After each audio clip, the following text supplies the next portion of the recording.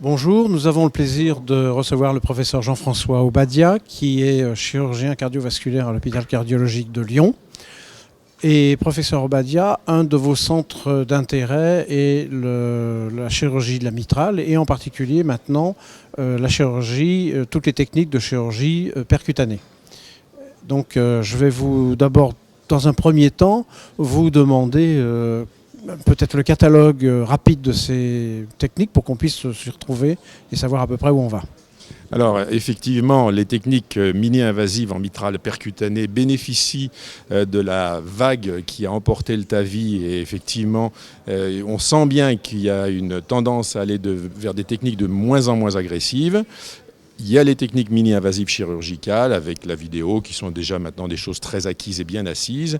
Et l'innovation actuelle, ce sont toutes les techniques percutanées, au premier rang desquelles vient le MitraClip, puisque sur le plan commercial, il y a quand même eu 29 000 implantations dans le monde, donc c'est plus un petit quelque chose de marginal, surtout en Europe du Nord. En France, les inclusions sont pour l'instant un petit peu modestes pour des problèmes de remboursement, mais on a une formidable étude qui est en cours. Ça, c'est pour le clip. Ça, il y a d'autres techniques qui visent à travailler sur les feuillets, comme le néocord. Le néocord qui est une technique qui passe par voie apicale VG et qui s'adresse plus aux insuffisances mitrales primaires, les gros prolapsus. Techniquement, ça représente quoi ? Alors techniquement, le clip, c'est des voies veineuses avec un cathétérisme transseptal et à travers l'oreillette, on descend sous contrôle échographique, alors que le néocord, c'est une technique par voie apicale VG, sous le contrôle échographique bien sûr, qui consiste à aller essayer d'attraper le bord libre prolabé et de retirer avec des néocordages. Mais alors là, on est dans des indications beaucoup plus confidentielles. Pour vous donner un ordre d'idée, il y a un peu plus de 300 patients implantés dans le monde. Alors il faut savoir qu'en France, pour ces deux techniques innovantes, nous avons des PHRC, l'un qui est déjà très abouti, pour MitraClip, puisque le projet MitraFR a déjà inclus près de 60% des patients attendus dans l'étude. Donc nous allons probablement terminer cette étude dans le courant de l'année 2016. Pour le projet Néocord, c'est une technique qui va démarrer fin 2016. Enfin, vous voyez que là, en France, on s'est donné les moyens d'évaluer ces techniques innovantes. Alors ces techniques partagent le fait, et en tous les cas l'inconvénient, qu'il n'y a pas d'annuloplastie. Vous savez que l'héritage de la chirurgie valvulaire mitrale nous a enseigné que réparer une valve comprend deux éléments, un geste sur les feuillets, mais aussi la mise en place d'un anneau.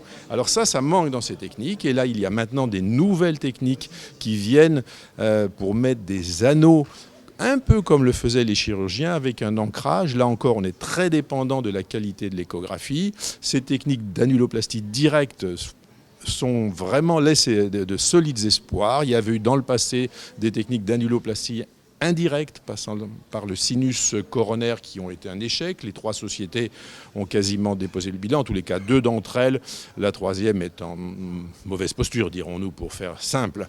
Mais les annuloplasties directes, elles, représentent un solide espoir. Et du coup, si on associe l'annuloplastie directe plus les techniques sur les feuillets, on se rend compte que petit à petit, on arrive à avoir, par voie percutanée, le respect du cahier des charges de la réparation valvulaire mitrale. Il y a encore beaucoup de chemin à faire, mais malgré tout, c'est quand même des choses qui sont déjà bien engagées.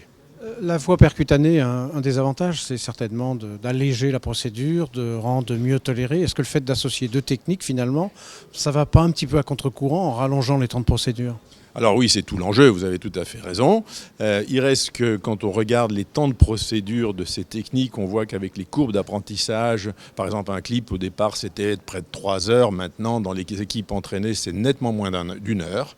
Donc vous voyez que les choses diminuent. Alors on peut très bien imaginer de faire les deux procédures, parce que si on fait 2 fois 1 heure, c'est encore moins long qu'une chirurgie. Enfin c'est de l'ordre d'une durée d'une chirurgie traditionnelle.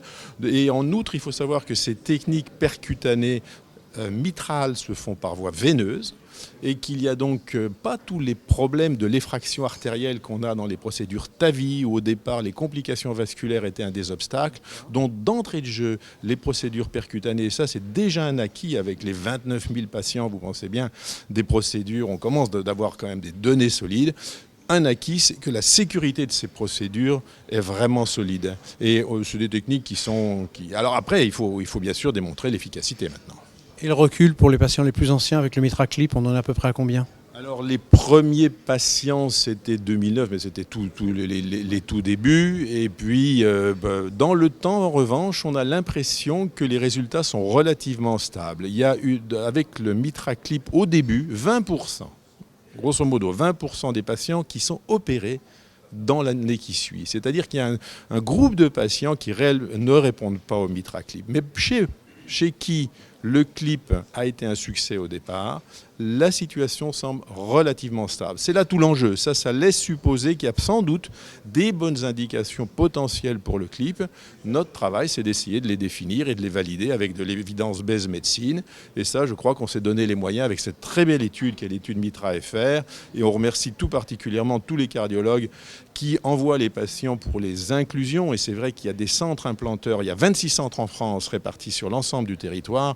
Donc il y a toujours un centre implanteur potentiel près du domicile de tous les cardiologues de France, et on les encourage vivement à continuer de collaborer à cette précieuse étude. J'espère qu'on aura contribué à faire passer le message. J'espère. C'était le mot de la fin. Voilà, oui, je crois que c'est un bon projet. Merci beaucoup. Je vous en prie.